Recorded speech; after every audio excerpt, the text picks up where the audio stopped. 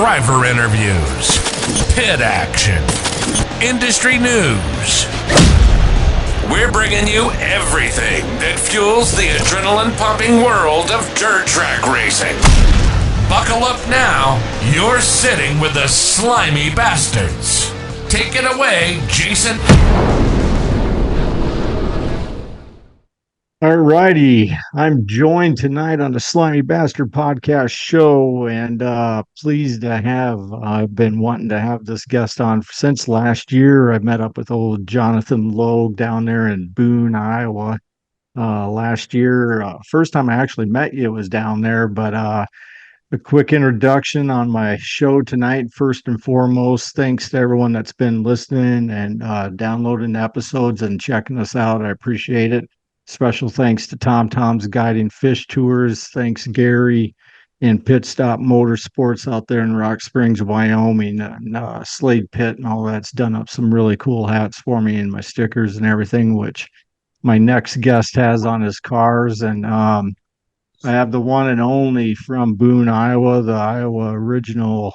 I wouldn't say original, but Iowa's very own Marlboro Man / Bobcat, Johnathon Logue. Welcome to the show, man. I've been wanting to have you on, like I said, for quite some time, and I talked to you last year, but welcome to the show. How are you doing? Yeah, thank you very much. We've talked several times, met there in Boone, and like you said, and went to Algona last year, and we were going to do this deal, after the race or whatever, but tensions were a little hot. That night, the racetrack was tough, and there was a lot of upset people, and I was included in that, and so we packed up and left, and weren't able to hook up and watch. I had a whole cooler full of beer because they said, if you're gonna have Johnathon Logue on your podcast, you better have plenty of beer because he'll go through it all just because he has a lot to say. So I'm sorry we're not doing this in the trailer, but I love this format a lot better anyway with the video and everything. So it's pretty cool to do it this way. But yeah, I can get pretty ornery on some BL smooth dogs. Kind of stepped away from the Busch Light drinking there. Having to just the older you get, the more you feel like shit. I'm not that old, but man, it takes 3 or 4 days to recover from something like that nowadays. Sucks. It seems like, and no, it's heard a lot about the podcast show and stuff, and watched some things on it, and it's been very interesting. And I'm glad we could finally hook up and do this deal. I think it's kind of cool, it gets your reach out there a little more to be able to do an interview like this. So excited to be here. I've been having a good time doing it. As you know, I'm not afraid to talk to anybody, and me and you have had some plenty good laughs and that, but I'm all about having a good time and doing all that. But I want to first ask you, where did the name Bobcat come from? Where did your nickname come from? So, as a lot of people know, my dad raced my whole life, and we used to go up to Fort Dodge on Friday nights, and we used to race Webster City about every Saturday night. And my parents got divorced and remarried, and when my mom remarried, we moved to Ogden, which is just, about 10 minutes to the west of Boone here. Well, I went to school in this little town called Boxholm, and it was the Boxholm Bobcats. Yeah. And we cruised up through Boxholm and stuff to go to Fort Dodge on Friday nights. And one time, T-Gun, one of my dad's crew members, we were riding in the rig, and I'm like, oh, there's my old school I used to go to. And right out front of that sucker was a big old sign that said home of the Boxholm Bobcats. Yeah. And it was I just went there for, just the 1 year, very, very little. I don't even remember other than just going there. But T-Gun just started saying once a Bobcat, always a Bobcat. And I used to hate it. Well, then Van Sickle got a hold of it, and everybody kind of knows how old Velvet Lips can be on something like that. And he just took off with it. And then, I was hold on, I got to interrupt you here. Where'd Velvet Lips come from? Van That's a Sickle, great. just because he shreds on the mic, and a lot of people, um, a lot of people like Jerry, a lot of people don't like Jerry, but there's a lot of announcers like that, and that people have their favorites and stuff. And I've just always called him Velvet Lips because he's just so smooth. Sometimes when Jerry's trying too hard, you can tell because he's fucking up. Yeah. But when he's on it, it's like it just flows, It's And then when on. Ryan's there, it makes it even better because Ryan brings him back to reality a little bit, Yeah. So once he got a hold of it, it was just kind of, lights were out on the deal. I mean, it was just kind of stuck. Well, then basically my t-shirt guy kind of grew up this little Bobcat thing, and it's just kind of been a thing ever since. And a lot of people know, I can be very, if you watch from a distance, you could probably think I'm the biggest asshole in the pit area, but I've just been around this a long time, and people expect a lot out of me from my past and where I grew up from, and being around it a long time, and I've stuck my foot in my mouth so many times on just being an idiot, and being mad and upset about stuff, but I'm also the first guy to go down, and go to somebody's pit when I make a mistake, and even though it doesn't change that circumstance, it's I man up and take my faults, so I try to be that guy, but sometimes it's gotten me in some trouble, and that just builds a little character anyway. When I first came down there and I met you guys, I was asking around and it was like, you guys you know where Johnathon Logue is? And they're like, oh yeah, he's up in the trailer there. And they're like, I'd tread lightly. It's like, what the hell's that? Well, And, see, that's the persona I've gotten over I just, this is like a lot of other racers out there. This is my life, and it's not it is a hobby, but it's not really a hobby, and,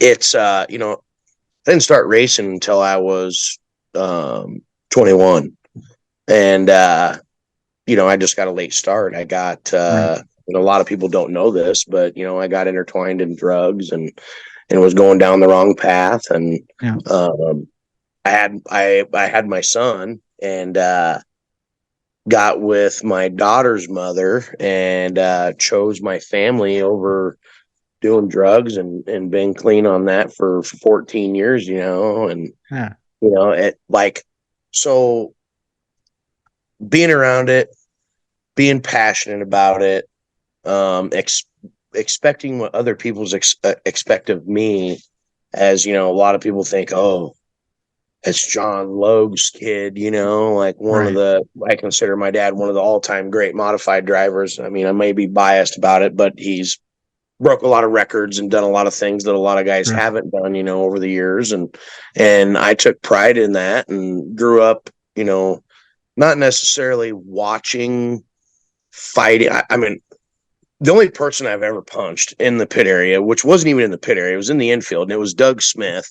And he wiped me out at the races. I was leading the race, was going to win my first modified race at Boone, and it was just a racing deal. And, but I was pissed about it. And he come down to the infield and we were exchanging some words. And then he pulled me into the cockpit. He had his helmet on. I punched him in the helmet. I actually think I got screwed up more than he did. I freaking caught my wrist on something and chewed all that soft skin up. Yeah. And then I was over crybaby into my buddy Cody Malacote in the infield, like where was the black flag, and all this crap. And people think that, Jake McBurney, myself, the Smiths, a lot of these guys that race Boone Weekly frickin' get some kind of favoritism or something, but I feel like they make it harder for us to race there, especially during the specials and the big shows, because, we race there weekly, and they run a tight ship there, and they don't care. A lot of tracks will let you go to the back or whatever, but like I said, that my temper has gotten me into that. He's a dickhead, but I'd really give anything to anybody. I mean, Oh, I I really know, would. and I could testify to that because you and I've had some pretty good times and hung out a little bit, and even like this last week of the Salute to Veterans, I seen you a couple times, and it was good hanging out with you again and seeing you again. But no, I completely understand what you're coming from, though, of how things get flared up pretty easily, and those that don't know you and have that perception just go down and hang out with you for a little bit, and they'll know firsthand. But But um, yeah. speaking of your dad and his past and everything and what he's done in the sport and everything, do you find is it challenging for you to live up to that, or do you even think about that, or? Well, everybody, I mean, does it add some pressure? Absolutely. I mean, my dad was one of the best, but it's also back then was a different time of racing, Sure.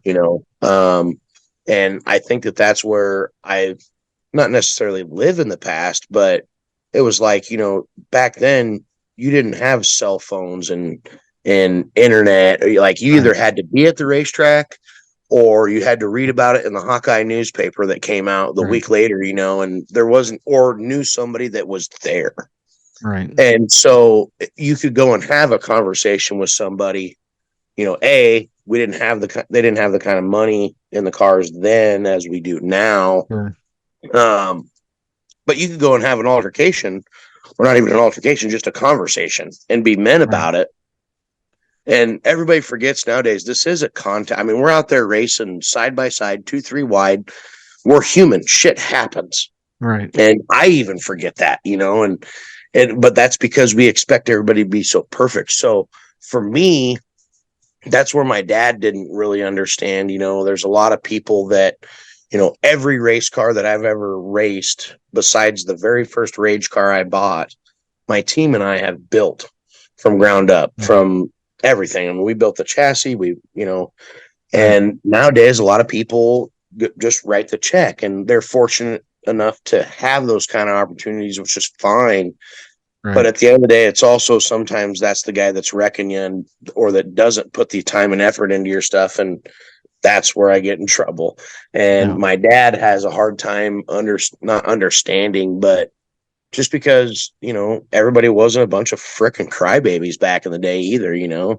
Right. So it adds some pressure, but at the same time, I'm my own person, and when we won our Super Nationals title, the third race I ever won in my career was Super Nationals. Uh-huh. And I had all these magazines and IMCA and these companies calling me like, hey man, what do you think? And I'm like, it's You just don't another know. race Yeah. to me, Right. like it was the biggest accomplishment, that far in my career, but I had just won my two other races 3 weeks before that. Right. So I've created my own name as far as what kind of guy I am, and Yeah. my dad was very, very good back in the day, and he raced people that he learned from, Bill Davis and Dave Farron and oh shit, like Al Haina and Kelly Sure. Shyrock and Kevin Stoa, like those, Tommy Meyer, and like Right. I remember the first time we went up to the Hancock County Speedway, 1995, the first night they opened up, and they had this Uh-huh. big red trophy there, and everybody was drinking Bud Light. And we pulled in there, back in the day when my dad would pull into somewhere, people were like, oh, fuck, man, Logue's here, like he was just good, Right. and my dad looked, all the crew and shit, and he's like, we're taking that frickin' trophy home tonight, because I had a Bud Light can right in the middle of it. And Yeah. just those were the good days, open motor Right. racing. Everybody claimed. I mean, my dad lost 79 motors to the claim, which I've been very fortunate that I've never excuse me, ever gotten claimed or anything, and we ran open motors in the sport mod stuff, but we run crates too, and Right. so it's put a lot of pressure, just because, this is my third full season in a modified, and we've been okay, and we've won some races and lost a lot of races. And, when we were so successful winning 16 to 20 shows a year in our sport mod, but it was time for a change, and my dad had a stroke 3 years ago, and he was like, I'm ready to get out. So my wife and I bought my dad out, and everybody was like, oh, he ain't gonna be shit without his old man's money and blah blah blah, and all this crap. So I was like, what a better time to move up to a modified, So we moved up to the modified for a new challenge, and it's been very, very inspiring. Yeah.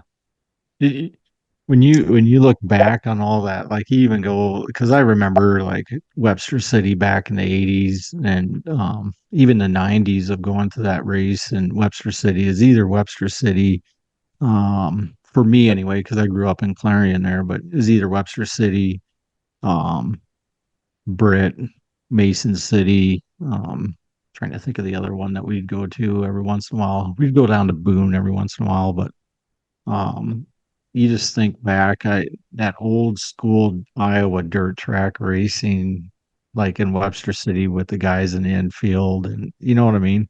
You didn't Oh have the yeah. fancy toters, you didn't have the fancy trailers that where you couldn't see over on the back stretch, or is those Mm-hmm. old school open trailers, you know what I mean? And Yeah, it was a absolutely. It was fun like time.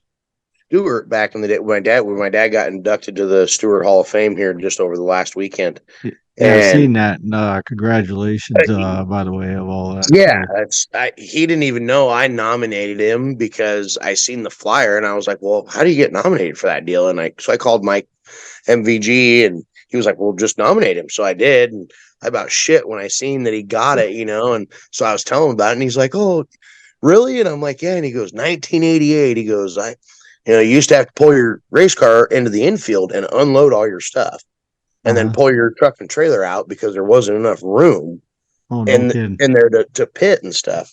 And Uh-huh. in 1988, he won every stock car race there. And he was the first driver. Well, in 89, he was the first driver to ever get claimed at the Stewart Speedway as for the promoter that was promoting the track at the time, right before Everett Sathers bought it. And so it was, yeah, like Webster City. I grew, everybody thinks I grew up in Boone racing, which we raced at Boone a lot, but Yeah. we raced more at Webster City a lot. Yeah. And back then, we used to go to Denison on Friday nights because they had really good scallop taters and ham down in the infield. Like that was one of the big things, and back Yeah. in, I can't remember what year it was exactly, maybe 94 or 95. My dad, they built a rig, that's when the big rigs were starting to my dad was one of the first ones that had the big rig in the area. Well, Uh-huh. we just took an old Kodiak truck and built a box on it, and he had he worked for a GTI Leasing, was a trucking company. And it was like, we were the cat shit, like Yeah. we had the cool, that was a huge trailer. It looked like a stacker trailer, but it was only a single car trailer. Uh-huh. Well, we used to travel, all over the place, Fort Dodge and Webster City and Algona. We used to go up to Algona all the time during the fair Yeah. time because I always had great food for the fair. And the racetrack back then lived to its name as the Thunderdome because Right. they were on the wall scraping that sucker and big oak motors, and we spent a lot of Friday nights at the Iowa State Fairgrounds in Des Moines. Yeah. And It's man, kind of a I shame that they don't bring that race back. it is such a shame. I mean, the problem is that I feel like today's racing, the half miles are dying. You Yeah. know, a lot of the racetracks back in the day were horse tracks that got turned into racetracks. Uh-huh. Um, and it's like Spencer that used to be the old horse track, And I think that back in the day there were, we had this discussion the other night about the tires the tires that we run now versus back then. Back in the day, nobody really had equipment, and Right. nobody had, nobody watered the crap out of the racetrack. They had a sheep's foot, maybe a grader, some packing trucks, or Yeah. I remember pulling into Webster City and old Urhammer. He'd be down there, and that thing had just looked soppy wet at the beginning of the night. But by the end of the night, it was black, slick. Boone Speedway used to be the same way. Yeah. I mean, my dad's got all them old racing videos, and it's just how it's evolved over the years is just insane. I mean, like Britt, like I said, I went there the very first night of the race, and just it's changed. We used to race up there every Friday night. Right. When Ringsdorf had it and stuff, and then we just because I sucked so bad at Marshalltown, and we kept getting tore up over there all the time. Every Friday night we'd be on the frame machine. So we started going to Britt, and then we were tore up there a lot too. And then we finally figured something out and started winning some big shows up there and had a lot of fun. And I do miss the Des Moines thing, like I said, because we used to be able to leave there and hit the Outer Limits, the old strip club, on the way home. And that was always a good time. Where was that at in Des Moines? God, I don't know the address, but I know how to get there from the fair. I thought there was one that was called that in Mason City. Oh, really? I've never been to the one in Mason. Like I said, I wouldn't know, but yeah.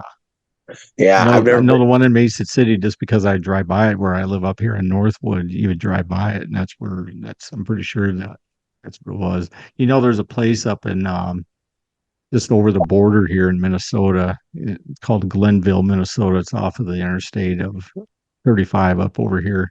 But there's a place in there, and I worked for a guy. You may actually know him, Alex Hansen. Used to race IMCA modifieds a little bit here and there, and then he went over to USRA. But he was from this area. But I helped him and his dad farm, and we were going up to pick up some supplies up there. And we drove by this place, and it's all ran down, trees overgrown, and everything in it. And he goes, that place used to be the Loose Caboose. And I said, oh yeah, old time bar. And he goes, no, that was the strip club. It's called the Loose Caboose.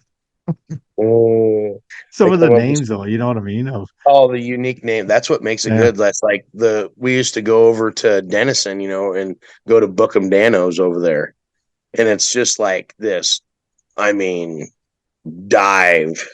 strip club. And it's just great. We were the first time we went in there, we get in there, and we're not really, never been there. We walk down into this basement, and there's just one stage.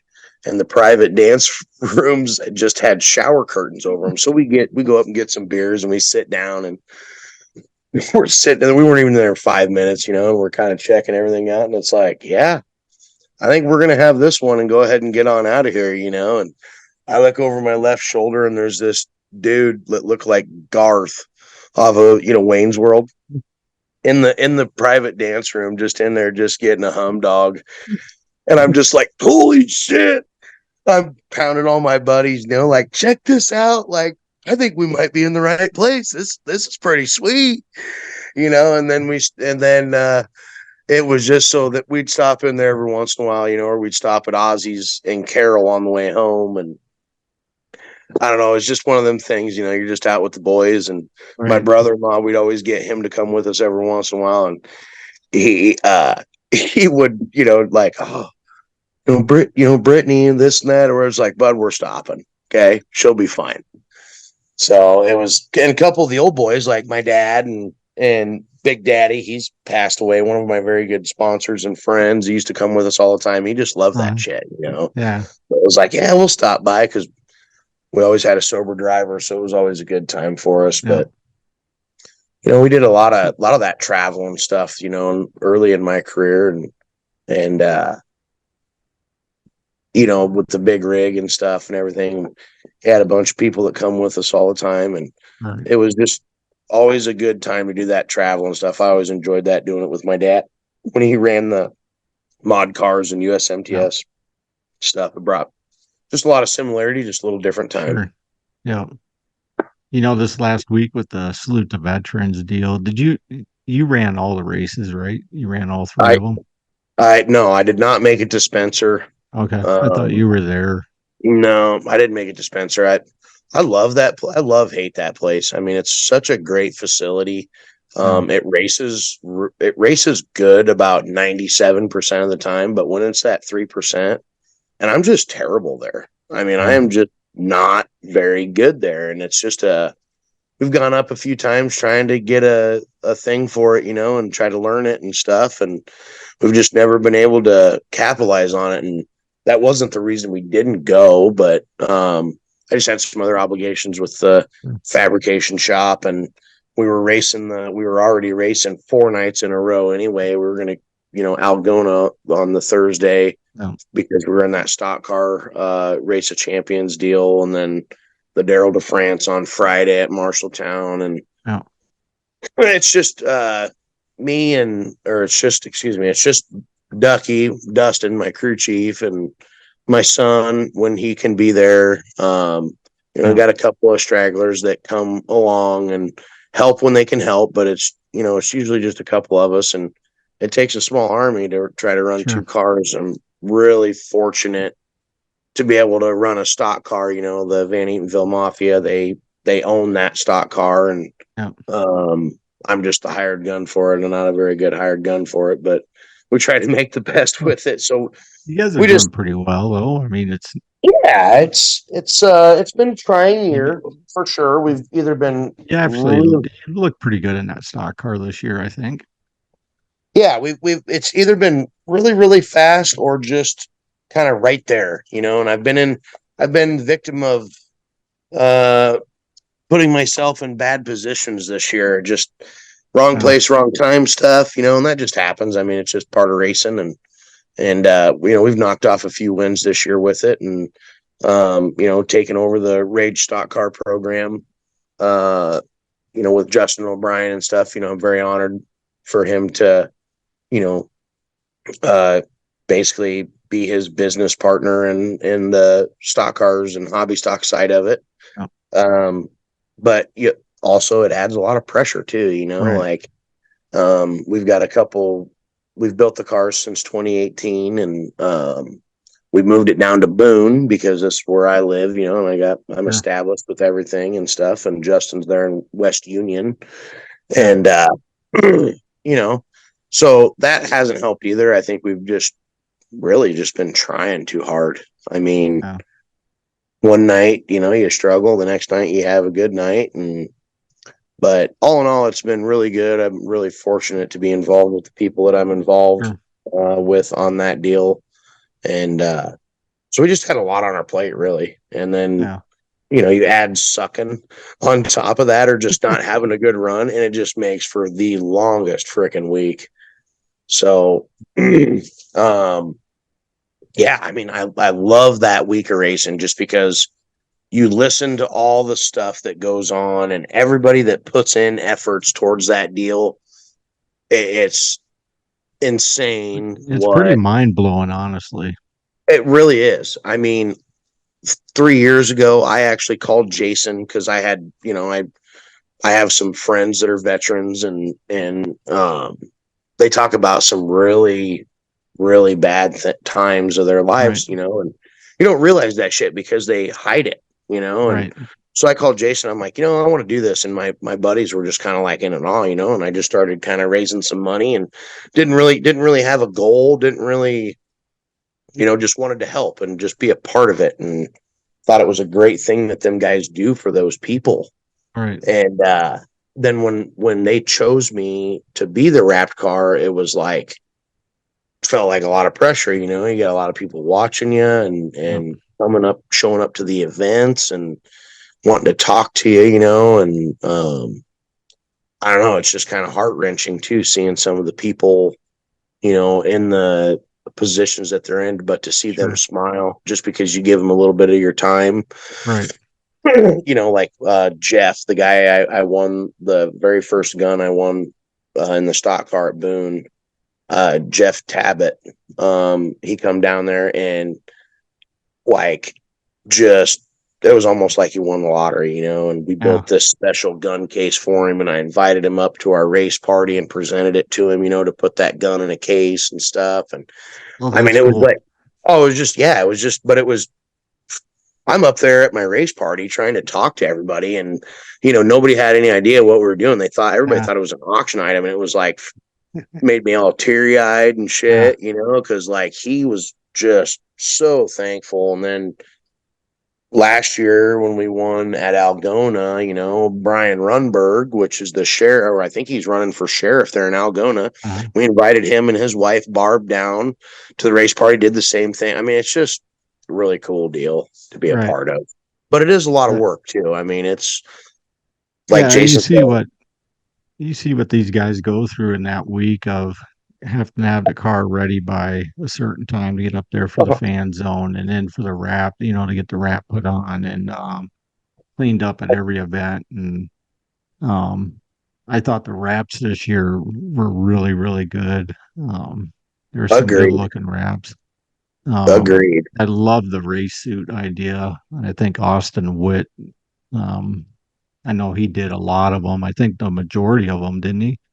And, he stepped that out of the park like that. If you guys, if anyone that's watching this show and you guys want to see this kid's stuff, check out the stuff he does with these race suits. It's Austin Witt. I believe he's out of Texas, if I remember. I've had a brief conversation with him. You're right.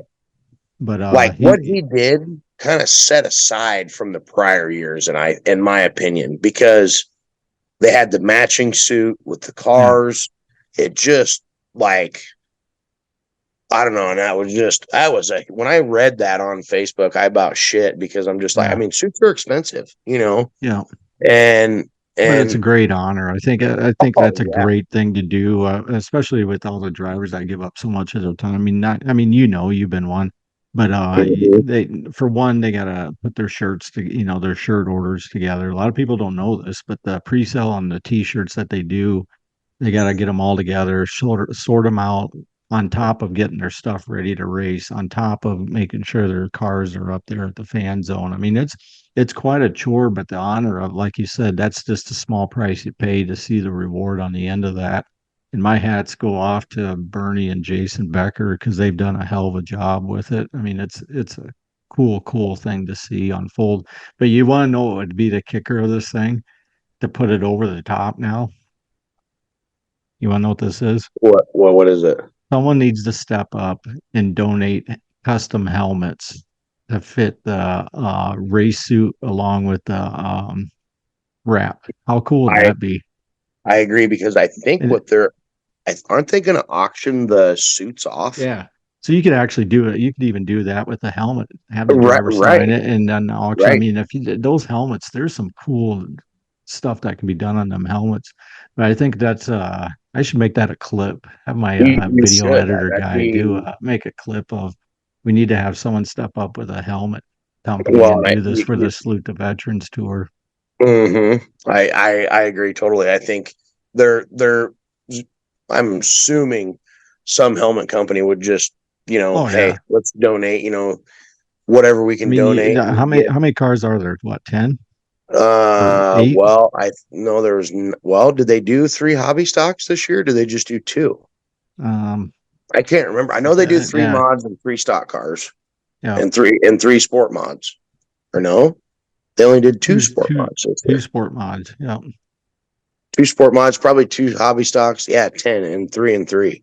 Yeah, because it was Joel Rust, Thompson, and Jerry Flippo. Yeah, Taylor Cool, Shelby. Jason calls all the time. He calls at the beginning of the year asking like, hey man, what do you think, Bobcat? What do you think? Who do you think we should, who should we be looking at this year and stuff? And it's like, I always try to, give my best judgment on who I think would represent, like you said, you got to sell the t-shirt deal, or, do that part of it and represent it really well. And people that are humble about it, and that actually have supported that show over the last few years, not just one night, Right. It's not One or all two free. races here and there. Yeah. And then, yeah. Yeah, but it's getting tougher and tougher to try to find new people Yeah. because they've allowed and have had so many people do it over the course of the years, and people that have done it multiple years and stuff too. But it's like, man, 13 years ago, when this was just a one race thing, and it's turned into this little tour deal. It's just grown so much, and the fans, you can tell the fans every year have gotten bigger and bigger. Especially at Algona, being it is the first, and starting spot for that event. But Spencer packs them in there, and Boone, for whatever freaking reason, last year there was 259 cars for that show. Right. It was what the biggest was it this year? Like 201. 201. Wow. At Boone, yeah. And that's just, it's Boone Speedway. Right. People, kind of lose sight of why people go to the Boone Speedway. And Jason really, when he called and was like, "Hey man, I hear you're the guy down there to maybe be able to get us in." And I said, "Wow, I don't know," because I race there every weekend, and a lot of people think I'm an asshole, And I said, "But I know some people there that maybe might be able to make something happen, or at least we could get it on the radar anyway, Right.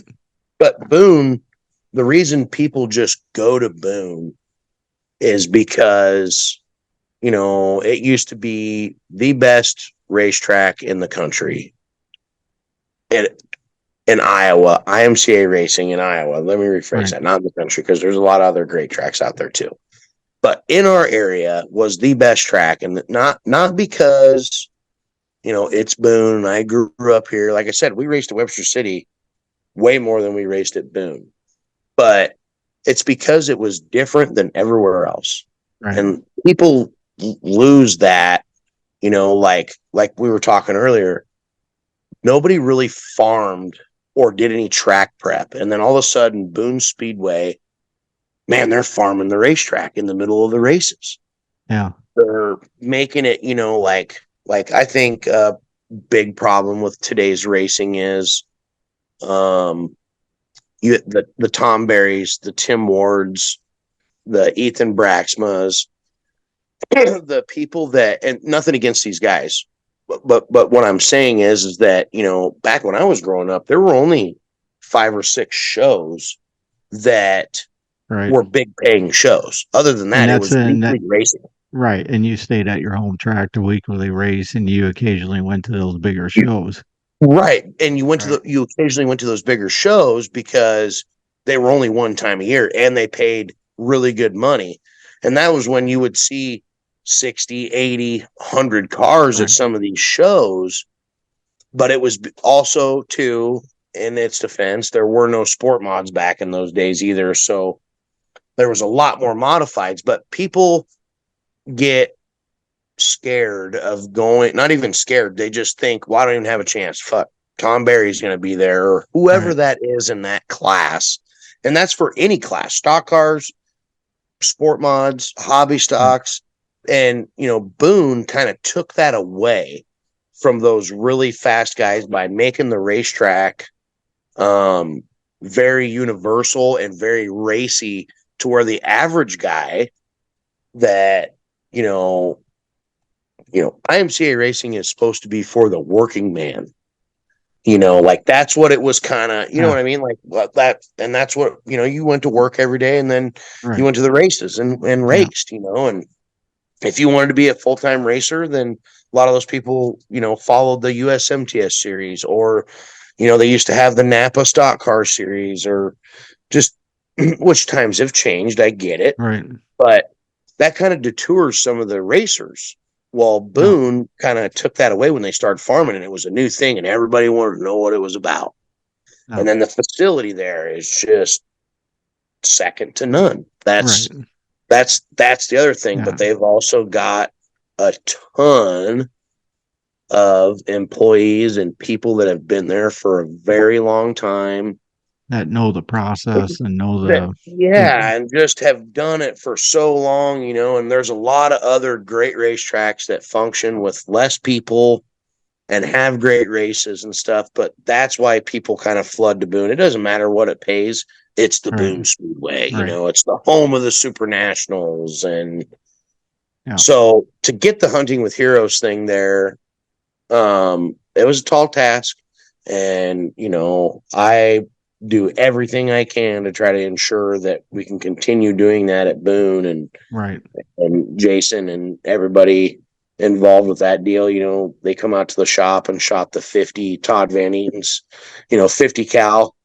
Came out and shot that Friday afternoon, came out to the shop and had a catered in dinner from Whether or Not. They brought out food, and I mean, I think I was there for maybe a half an hour because, like I said, we were trying to get our stuff ready to go racing. And I'm like, Jason, I said, close everything up when you guys leave, lock the door. Or I said, shut the doors. You don't have to lock them, whatever. Yeah. And he's like, really? I'm like, hey, bud, we're going to Marshtown. We're out of here. We're going racing, And so it's just every year it just gets more and more special, and meeting new people. And I love getting that Top Gun carved out thing. Like, those are the coolest trophies. Yeah. I think the trophy, and the way they did that Race of Champions this year, that's pretty cool because it's a unique trophy on that as well. Gary Meyer and I were talking this last week of they should almost do like a point series, like a points for the whole week. You know what I mean? Right. Series point winner. But the only way you could win that is if you race all three of them races. You can't skip, nothing against you, but you can't skip Spencer, or you can't skip Algona, or you can't skip Boone. You got to be at all three to even qualify for that. But kind of a cool idea. We talked to Jason actually a little bit about that, and then it got brought up. Well, some guys don't like the points deal, or like that series type point system type thing, but it's kind of cool to kick around different ideas just to draw different people and all that as well. Yes, and I agree 100% with that. Some guys like it, some guys don't, but that doesn't mean you have to do it. Right, exactly. Them guys don't have to do that race. Right. Like, it doesn't cost them anything to have that points fund. It's more of an incentive to the drivers, in my opinion. And Gary Myers. Oh, go ahead. Gary Myers, like him doing that deal, the Race Champions deal this year, awesome. Yeah. That guy. You've been up to Tyler's dad's memorial race, the Larry Evers Memorial. Yeah. Yep. The first time ever, I had no idea. We went up there to support Tyler because Jeremy Mills and I have been friends. Jeremy's known me since I was a little kid. And so we go up there to support that show. Tyler's a great kid. And we walk up to the draw window, and I draw my chip out, and they hand me $100 bill. And I'm like, what's this for? Well, thanks for showing up. The Myers family, or, Gary and his family. And it's like, and I know Algona's been tough, and they have been. The track there, though, on Thursday was phenomenal. I thought it was great. Yeah, I thought it was absolutely the racing great. Was good. Yeah, mm-hmm. Probably the best. Probably one of the best Algona races I've seen in the last 2 years that I've been going there. So, agreed 100%. Other than the time that I won the modified race, because it was one lane and I was leading, so that was probably my favorite time, and it was my biggest show win, my first win ever at Algona. But Thursday was awesome. I mean, we were at the drivers' meeting, and Ron was like, hey, we pushed the tires out, and I started clapping and had a couple of followers, like, thank you, like they're trying, and they're doing things and trying to when we went up there for a stock car test and tune on one night, I thought the racetrack was great. It was they were trying some barrels down in the infield. And it kind of bit them a little bit because people just went in and hit them, and then we were just right back on the bottom. But they're listening and taking some people's inputs and Sure. not maybe necessarily doing exactly what they're saying, which is fine, but at least they're listening and they're trying. And I thought the racetrack was awesome. Nobody had raced that high on that racetrack. And like you said, probably 2 years. And, Speaking of which, they're racing there tonight. I'm kind of keeping an eye on are things. they They just got done wrapping up the hobby stock. So nice? I think they've got a group of people that have great intentions, and that's probably the biggest thing in today's world is, there's a lot of people, a lot of these promoters and stuff or fair boards, excuse me, are getting old, yeah. and Well, needing and I could see that too because they're set in their ways and they don't want to change something. They don't want to change with the trendy or what? How do you want to say that? They don't want to trendy. Yeah, change with the trend, if that makes it's sense. hard to teach And old dogs new tricks. right, and sometimes you got to go outside the box of some of that as well. Um, yeah, I totally agree with that. Yeah, but no, I had a great time this last week. Speaking of the which, down there in Boone, you guys had that catering. Well, Gary Meyer there again put up all that of with smoking whips, barbecue that they brought out. And by the way, if you guys haven't had that and you see smoking whips barbecue, that what'd you think? It wasn't that good. Oh, it was I great. loved it. That old boy Uh, just finger licking, come down, brought us. We were standing there at the end of the night, and he brought us over 2 big bags of pork loin. yeah, yeah, And God, it had great flavor. It had a little bite to it. I had to yeah, take a few Tums when I got home, but it was good. I mean, it yeah. was good, and I I mean, didn't they even had it know that. all. Yeah, I didn't even know he was there, and or like because he was parked up in front of like Mills's trailer and kind of Yeah, it was right in by that you little. there. Yeah, Yeah, but I just, you're out behind the trailers. Well, then all of a sudden, Gary comes over. He's like, "Here, try this," and I'm like, took a hunk of it, and I'm like, "Holy shit, this is pretty good." He's like, "Where'd you get?" I was like, "Where'd you get this?" It's the guy out back. I'm like, "Oh," he's like, "Dude, where you been all night?" I'm like, "Well, I've been out yeah. front." Yeah, when you roll into Boone, though, I mean, it's like the red carpet celebrity status for you. I notice. I mean, it's you almost need your own private security guard down there between you and Van Eaton over there. I mean, it's quite the mob scene over there. I hate it. I put my pants on the same way you guys do every day, one leg at a time, and well, it's like people, yeah, we're kind of rowdy down there. Okay, I'll admit it. I have a ball. Between I do. I love it. well, and it's like we're right there. Funny story about the Van Eaton deal. So Super Nationals, Matt, the kid that actually, the guy that works for me, uh, grew up down in Fontenelle with Buck or Corning, excuse me, and they had one year they had a ramp set up right in front, right there, and we're pulling a trash can that was cut in half over this ramp, and it was Matt in there. He had a helmet on and shit, and we were all out there strict. I mean, it was the whole row just full of people, and we're watching these guys ride this four-wheeler. Had no Sure. idea who they were, Like 5, 6, 7 years later, I'm driving for them, and I'm at their shop down in Fontenelle, and up on the wall is a picture of Matt hitting this ramp, and it's all of us standing there in the background. Had no Strickler, idea. no idea. And I'm like, dude, I'm like, who is that? And Matt's like, that's me, bud. And I'm like, holy shit. You were like the god at that time because it was raining, it was muddier and shit. It was just something to do, and everybody was getting piled because can't Yeah. have titty shows at the racetrack no more. They shut that down because of all the phones and social media. Yeah, when you're not racing in that, what are you doing for fun? I mean, what's your favorite movie, comedy movie? What's your favorite movie?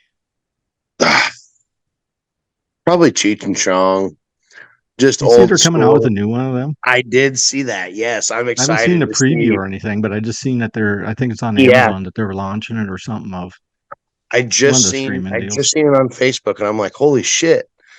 Like, I don't know. there's a lot of really good ones, you know, Yeah. like, but for the most part, man, I mean, we, I'm just basically a big deer hunter, do a lot of deer hunting, Uh-huh. come fall and waterfowl hunting and pheasant hunting. My son's getting old enough, or Yep. well, he's 15 now.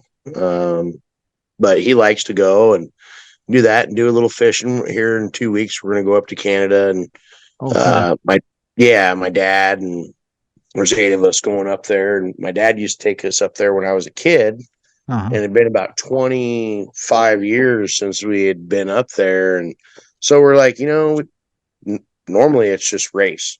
I mean, Right. race, and we go camping here every once in a while down on the river. We live right next to the river here in Boone. Well, I live in Logansport, which is just right outside of Boone, about a mile from the Yeah. river.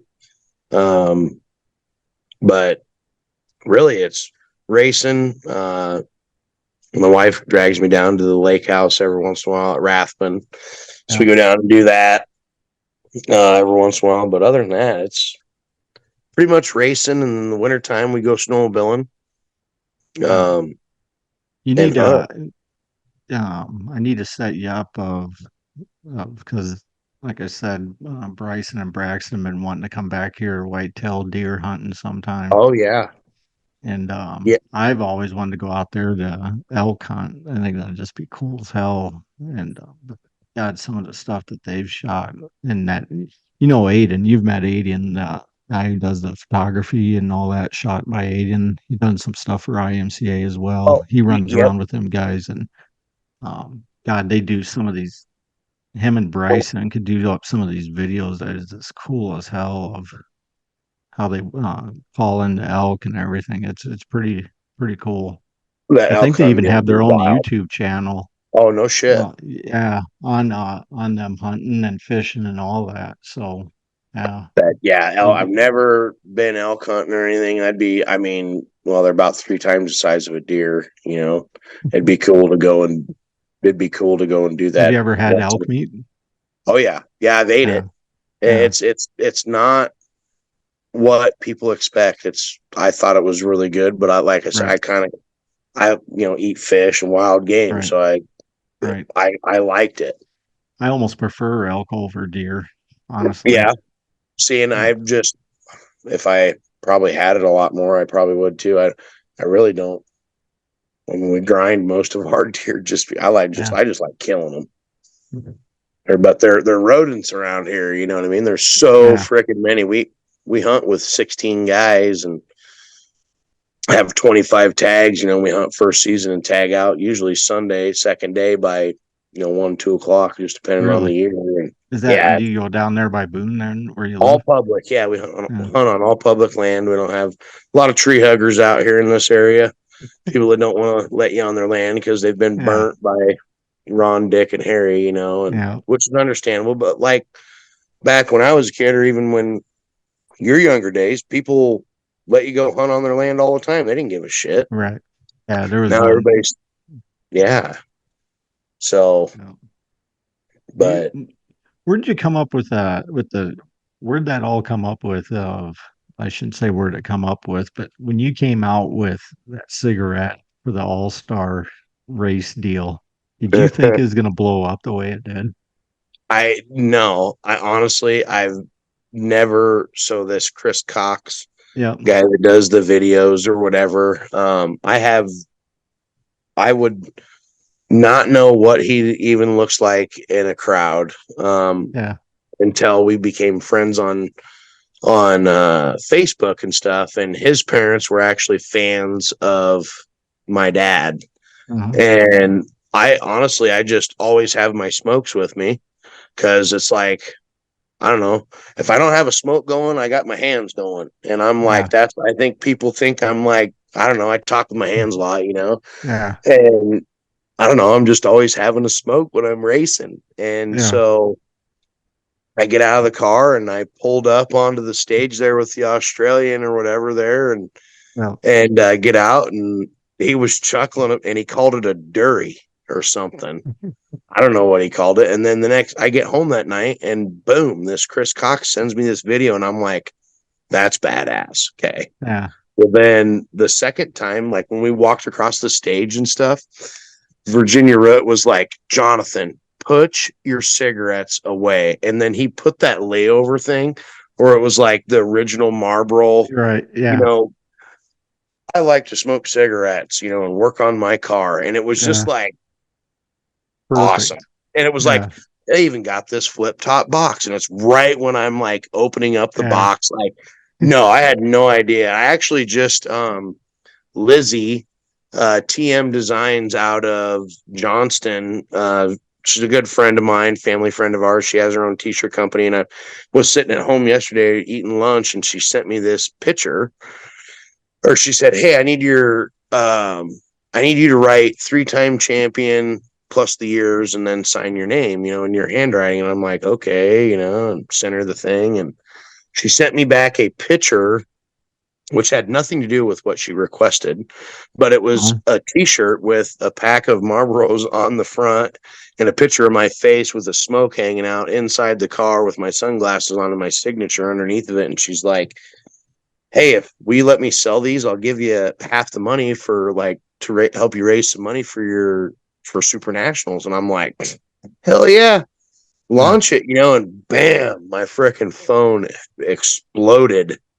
And Yeah. I just sent him her way, it was her deal. She just tried to help me out, and Sure. her husband races and we're good friends. But yeah, but I did not expect it to be what it is, and so I like the Marlboro Man way better than Yeah. Bobcat, but they're both, it is what it is. Whatever Yeah. Steve Jackson used to have about 7 different nicknames, back in the day. If you remember Steve, one of the greatest all-time stock car racer.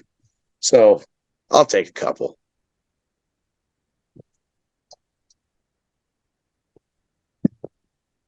Yeah, that I think those I seen what you posted on the shirts and that. I thought they Yeah. were pretty cool too.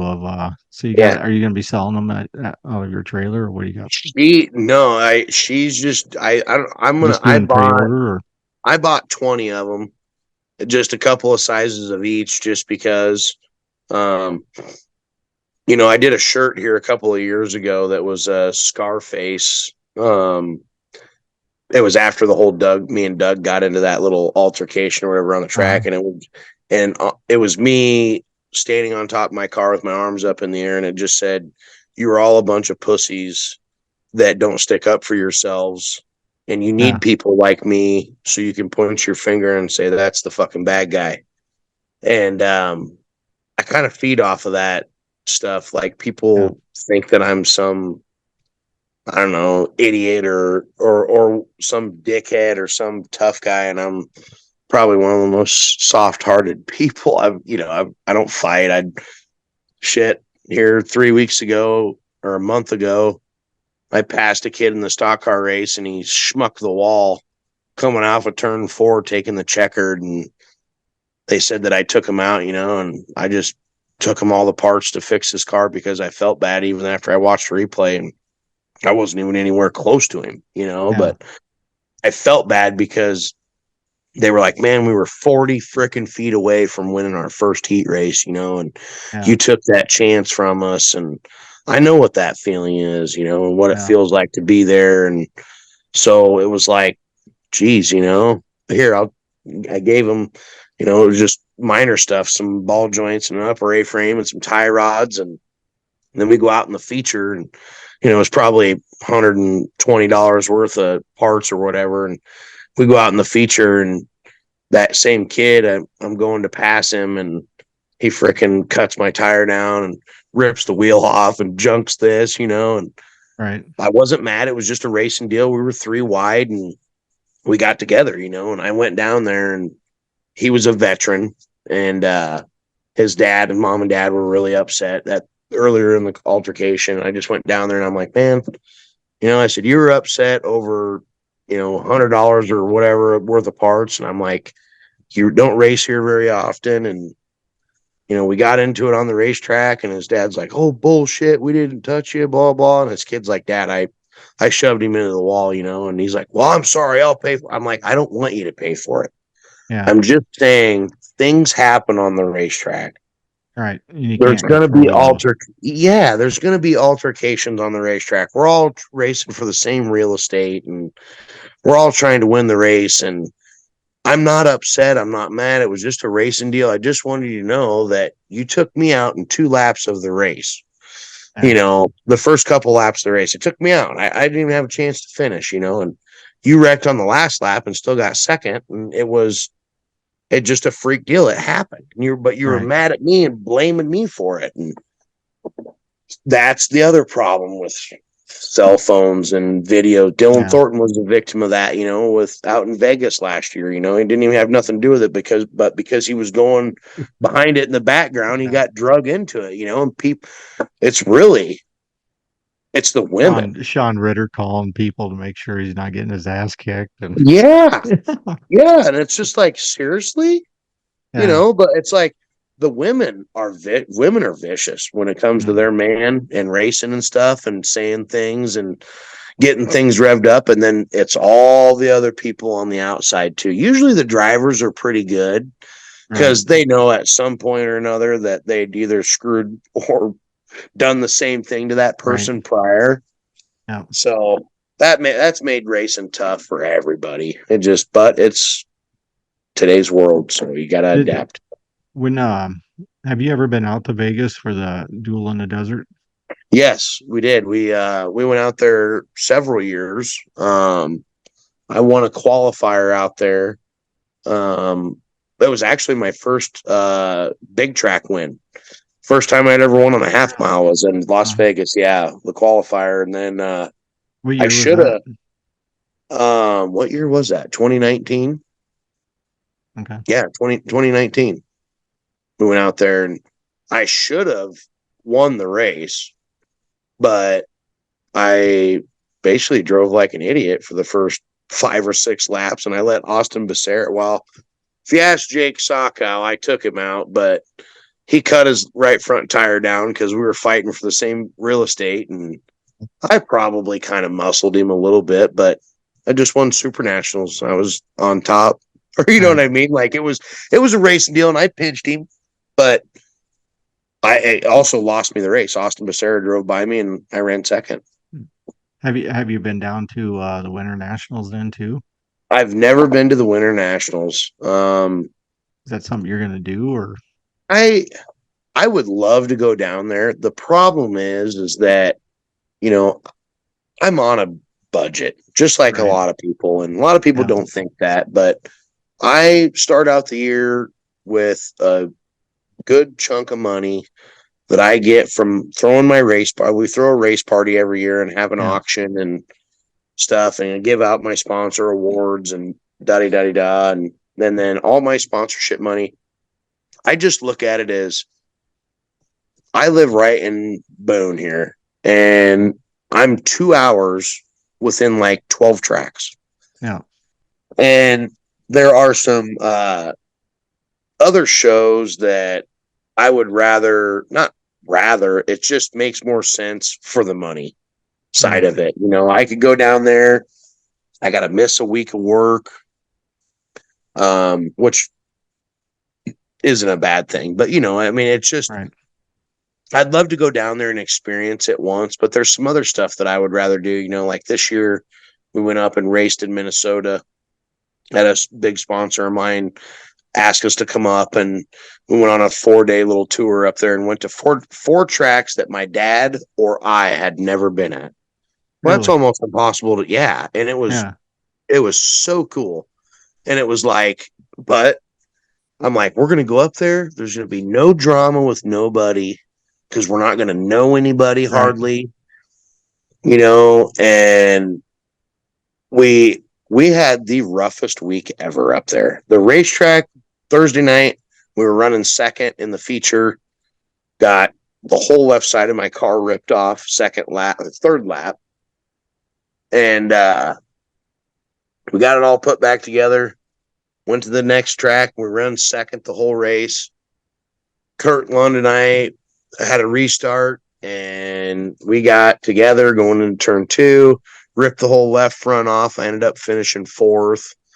And then Saturday night, I was just plain ass embarrassed. We went to this place called Madison, super banked, badass little racetrack. I mean, just faster than shit. Uh-huh. But we went out there. I spun out twice in hot laps. Really? All by myself. I mean, and I looked down at the People up in infield. the crowds are probably like, this was the super national champion. Yeah. Oh, yeah. I was embarrassed. I don't even remember when the last time it was I spun out by myself in the last 5 years, like just in hot laps, first of all. Yeah. Okay. So then we get the car all back together and like, I'm in my own head at this point. Like, whoa, what do we got to do? Like, holy shit. Blah, blah, blah. Go out, spin out in the heat race.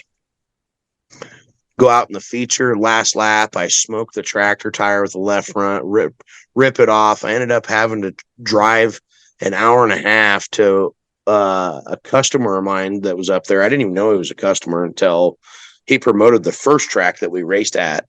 And he's like, hey, man, I got one of your cars. Like, come up and get whatever you need. I'm like, no shit. And he's like, yeah. So I drove up there because I went through all the spare parts that I had. And then we went to Redwood on Sunday, and holy shit, we were running 4th, and I overshot the corner a little bit. I was actually way behind the guy and didn't anticipate him slowing down as much as he did and cut down the racetrack. And I just was coming in full head of steam, and I never got into the back of him. Well, I got on the brakes so hard it got me a little sideways, and the guy that was behind me was so close that when I got on the brakes, he just tapped me a little bit, and holy shit, it caused a whole melee of stuff. But we had never been to any of those tracks. It was fun. I was getting pictures of people freaking, what the fuck is Logue doing here? Why is he up here? What's going on? And it's just like, man, we just come here to get away from all that, and support the guy that, he raced at a lot of those tracks. So we were staying at his place, working out of his shop. It was just a really cool deal because there's not a lot of things that I can say that I did that my dad didn't do in his racing career. Right. So if I can do those kind of things, I'd like to check them off. Yeah. That Kokopah Speedway, what's cool about that and what I love about that race is if you stand up in the stands, the stands are cemented, right? They're not like the stands here with the metal seating or wood seating or whatever. They're cemented seats. And if you stand up at the very top and when they go green, just the sound of that thunder, because it just like echoes up. It almost feels like you're at what's that? Red Rocks in Colorado. Oh, yeah. The way the sound comes up through there, it is by far one of the coolest experiences I've ever seen. Of Boone, that one, Deer Creek, are probably my top favorite tracks.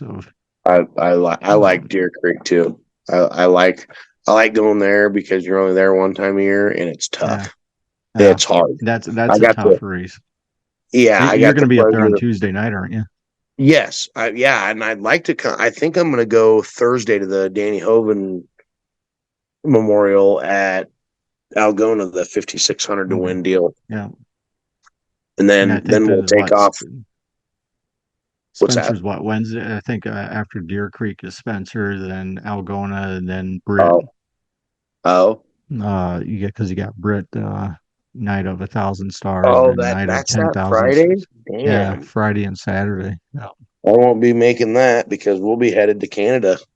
Yeah. That track in Britt is actually, I think it's really, really good this year too. The way they changed some of that. It's racy. I know this last week some guys weren't too happy about it, but I thought, the whole year I've been there 3 or 4 times I think now this year, and from what I've even seen on IMCA TV and all that, it's really, really good this year. No shit, I haven't been able to make it up there this year, but same deal. I think they've got they're trying to get their ducks in a row. They've got a Yeah. great facility.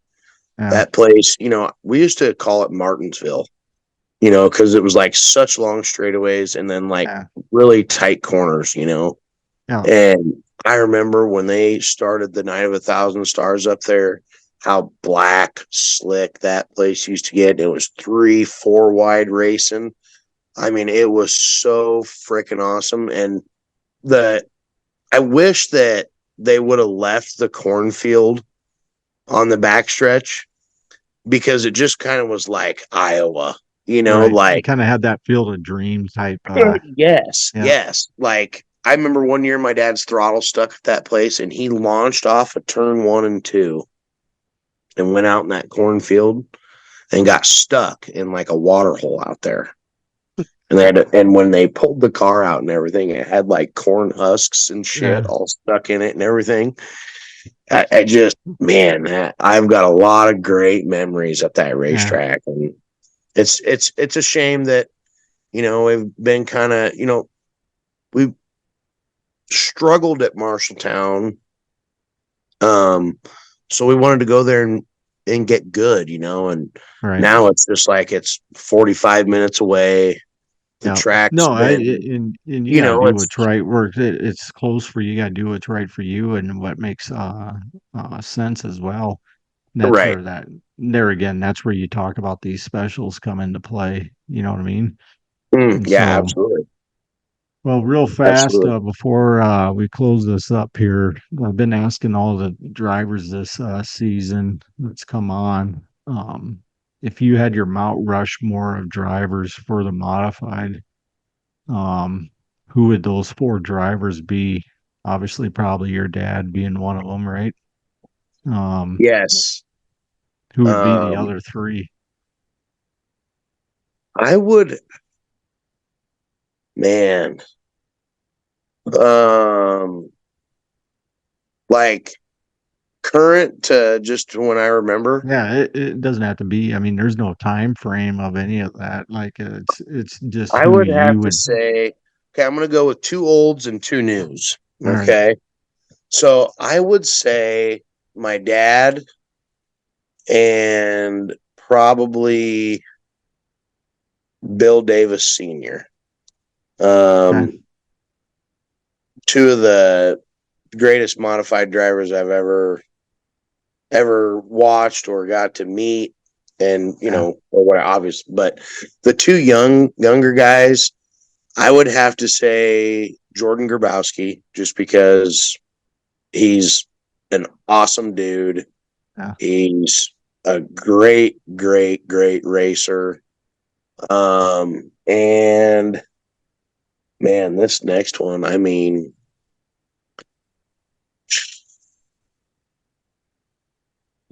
I don't know.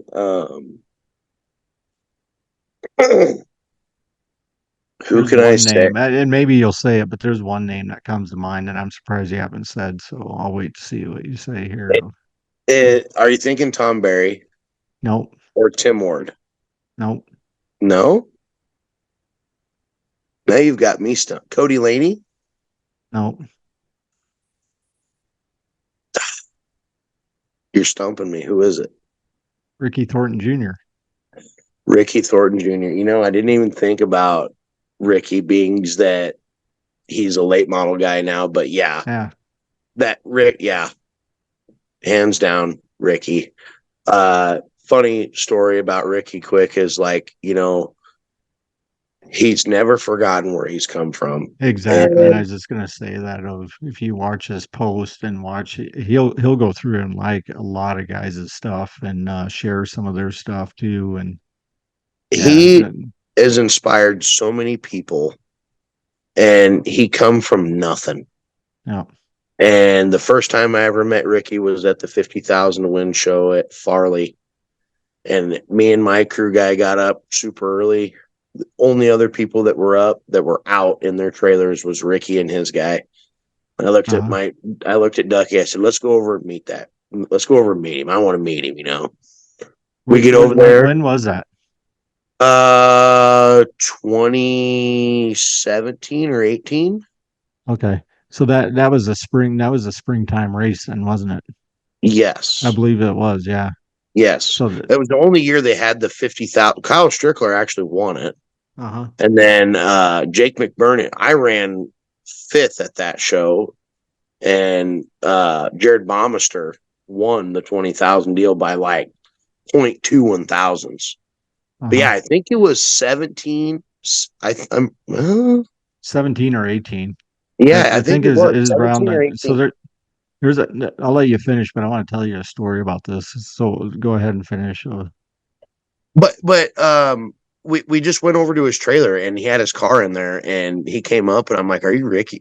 Ricky?" And he's like, "Hey man, what's up?" He came out, shook my hand, and I looked down at his fingernails, bud, and it looked like he had a pound of grease under it. Yeah. I mean, just like it reminded me of myself, like hard working at it.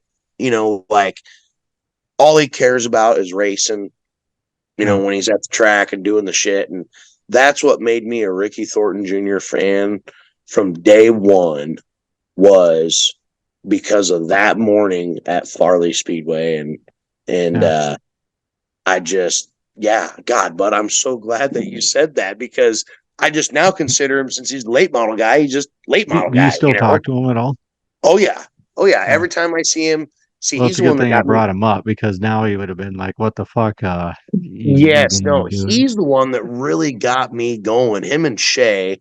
I've known Shay for a long time. Her dad and my dad raced together. Uh-huh. And so when he got me hooked up with Todd Van Eaton at Bristol, it was like I felt, I'm thinking like shit, I'm not really that good, but Todd, for whatever reason, Todd and I clicked so good together. And it was right at the time that I lost a big sponsor in my life and of Yeah. like my second dad, and Todd filled that void. It was just God, thank you for saying that because Yeah. yeah. That Farley race though, my dad lived out in Idaho before he moved back here to Iowa, but he came out to that that I should say weekend of racing with Justin Yeager because he raced at in Marshalltown and then went to Farley. But he was running around at that time. He was running that I think it's Black Widow. Remember the Black Widows or Oh yeah. is that right? He's running one of them chassis, I believe. Um, but anyway, the Johnny and Stormy Scott was also, Oh I yeah. believe, in those cars. But my dad, it kind of rained a little bit that night. My dad fell out, hit his head, and broke 3 or 4 different ribs and all Oh kinds no of shit. shit. And yeah, and that ambulance was down there, and I want to say he spent probably about a month or 2 months in Davenport Hospital over Wow. there. But yeah, it's funny you say that race because I remember that and I wasn't even there. I was actually up here because we just bought our house up here and we were remodeling it. And we get a phone call saying, "Hey, this is what happened." Da, da, da. But yeah, I remember that we That's did go down to Marshalltown the night before and watch that race there. Speaking of Marshalltown, what's Jerry been saying about putting up that catwalk over there on turns 3 and 4? Have you heard anything with this? Hey, well, ever since I don't remember It's what the sport mod. Duratio that took it out, wasn't it? Yeah, right. Yes, but ever since the Gustons got their camper, did you ever see that when the sport mod flew into their front of their camper? Uh-uh. Oh yeah. The sucker come right off of turn 4 and like cartwheeled and landed in the cab of their RV Oh, right no there. shit. So that catwalk was the best catwalk because you were kind of away from the track a little bit and you Right. could see the whole track. I Yeah. wish he'd put it back up. I think a lot of people have been hounding him, but I think he's been doing a lot of other things around there, and I think that that's probably on his list, but I'll be sure 'Cause to remind him tomorrow. well, yeah, by the way, the slimy bastards wants to know why. Hmm. No, but I mean, because like you said, when you go down there to watch a race, and especially on them big nights of racing there, that catwalk that's up there in turn 4 is so packed that you can't even get up and through there. And then it's it's just hard seeing of it, all that up in there. So that's why I just kind of as a It is. fan perspective, it's no disrespect or anything like Have you that. But you've been down to the Left Turn Lounge in turn 1 and 2? somebody was telling me something about You this. gotta go there. That's cool too because you're like above the fence going Yeah. right into turn 2. Like I love it when we come by like on the parade lap and stuff because people are like hanging over the fence, throwing it down, waving at you and shit or whatever. Oh no I don't know, shit. it gets me pumped up seeing that kind of stuff. They're in Marshalltown, huh? Yep. The Left Turn Yeah. Lounge down in 1 and 2. It's just a big like deck. It's Uh-huh. You got to get there early because it's packed all the time too. But Who's is it just fans or is it actual yeah, like just race people in the pit? grandstands. Yeah, Okay, so they just walk around the track and then go around turns 1 and 2 and it's just right at the end of the grandstands. It's just down a little bit further from the oh okay. grandstands. Okay. Yeah, it's a cool place. So next time you're there, you'll definitely have Yeah, to I'm gonna check have it to out check because it's this like out because right where we pitch it into the corner too. yeah. Yeah, I'll have to look into this. I didn't even know anything about it. In Vegas, that time I went out there, Ethan Dotson was in turn 3 there. It's like his own little pit, him and Austin Kiefer. Keeper, yep, Yeah, yep. all them Oh guys yeah. were down there. When And we go out there, that's where we pit was right there with them too. yeah, it Wayne always turns took us out. yeah, it turns 3 and 4 right there. Marshall Yep, turned 3. yep. And that year that is like I called it Club Dotson over there with the bar tables up and Oh I yeah. joked with Ethan. I was like, "Where's the pool table?" No shit. They go all out for sure. It's really cool when you go out there and race with the people that come back here and have raced, like Ethan and Cody Laney and Kyle Heckman and stuff like that. You go out there and they're just like us, just in a Yeah. different part of the country. Oh yeah. No. Yeah. It's cool. That's what it is, and it's a Hmm. good time. I want to tell you, the stock car race in Algona tonight's pretty good. Who's It, winning? they got 15 laps to go. Kevin Opine's leading it. I hope Kelly Opine wins. Shyrock has come up a lot. He's in third. Oh boy. Mike Albertine, is it Albertine? Albertson, yeah. Wahoo. Um, yeah, yeah, they got a caution out, so 5 laps to go. But Oh, well, Jonathan, with that, I want thanks again for your time, man. I'm glad we're no, able to this has make been this great. work, and yeah, it isn't my trailer, and we're not doing it the old school way, and hopefully I get some cameras up in there to do it like this Heck yeah. in Maybe person you're and gonna have that. to But maybe set a booth up at Nationals in the trailer. Do yeah, some. here, tell me what you think of this idea. I've kicked this around with a couple guys over the week, just last week when I was running around with the Salute to Veterans deal. You know what I think they should do? And I think it'd be just a fucking ball to do is do like a pre-race. You know how they did the fan zone for the week, Yep. right? Yep. So IMCA does, and this is my idea. So if you're hearing this here first, right? Okay. So you got your big races for the year, right? So obviously like the Boone Nationals, take the Salute to Veterans race for the week. You could take Iowa Speed Week, some of the early spring specials that they do, right? Just a Mhm. handful of races that are the bigger races that's going to draw the crowd, and that they do a pre-race. You know how you see Sunday morning like this Sunday morning pre-game football shows and all Yeah. that. Yep. Do something like that. You're highlighting the local driver or some big event that's going on. So for example, say like Boone, Iowa, we're highlighting you and your dad the one day, and you guys come on, and it's like me and whoever, and we do just like what we're doing right now. Yeah. And it's like a pre-race celebration thing in front of a live audience or whatever, right in the grandstands or behind the grandstands there. um I think it'd be cool as hell, and just kind of highlight, your sponsors, do like a segue of your, building the race cars and all that. I mean, kind of a cool idea I've been kicking around. I think it'd be cool as hell to do. I think that would be huge. Yeah. Just because it gets the driver involved with the fans.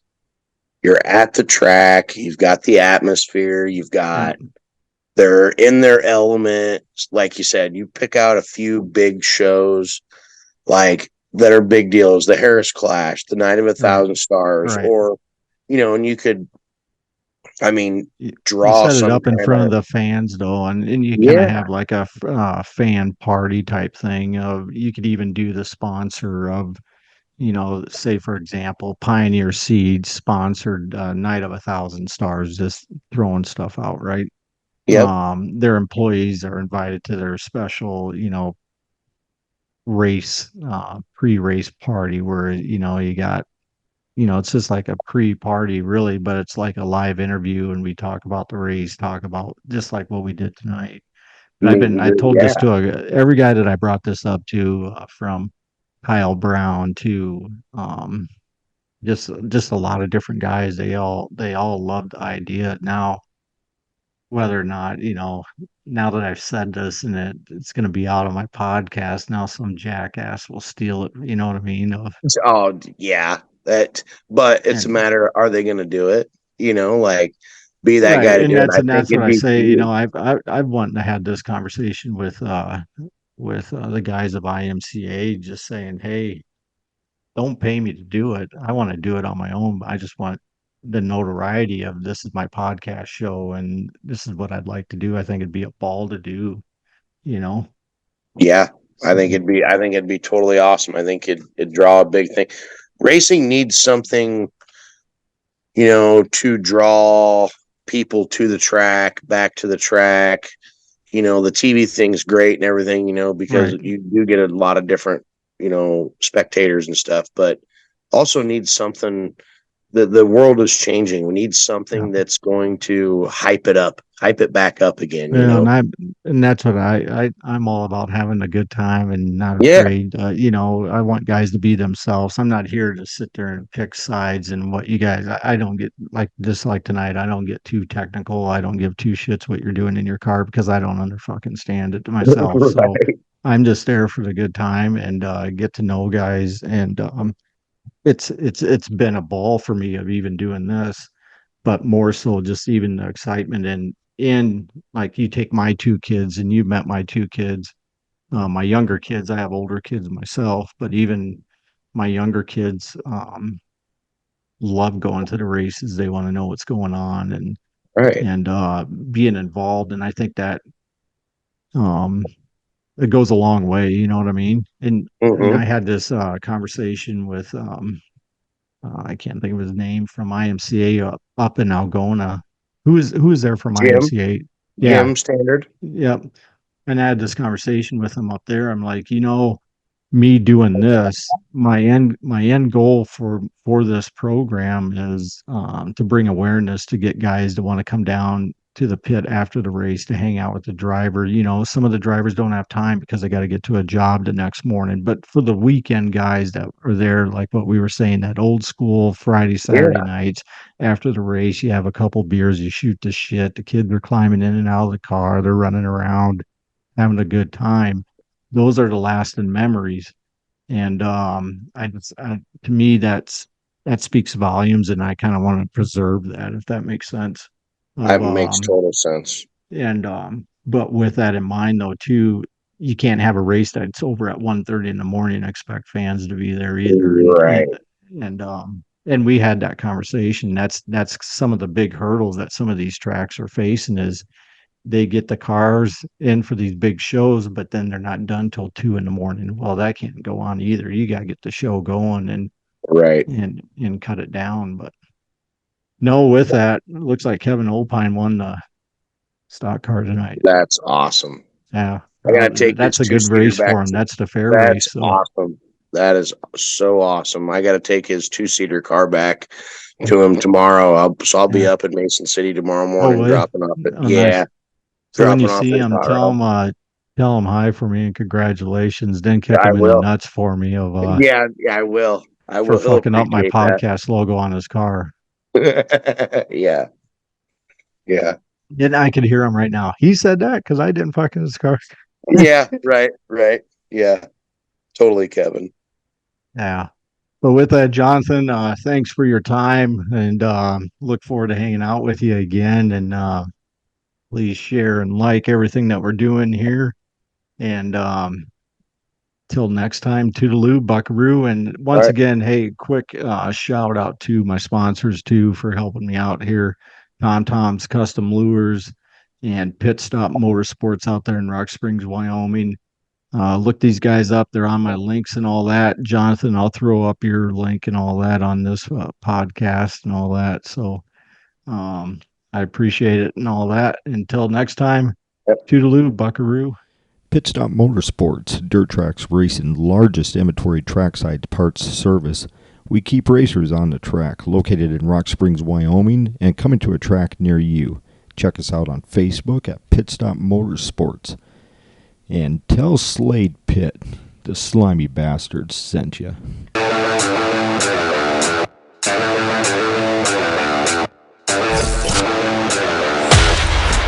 Driver interviews, pit action, industry news. We're bringing you everything that fuels the adrenaline-pumping world of dirt track racing. Buckle up now. You're sitting with the slimy bastard.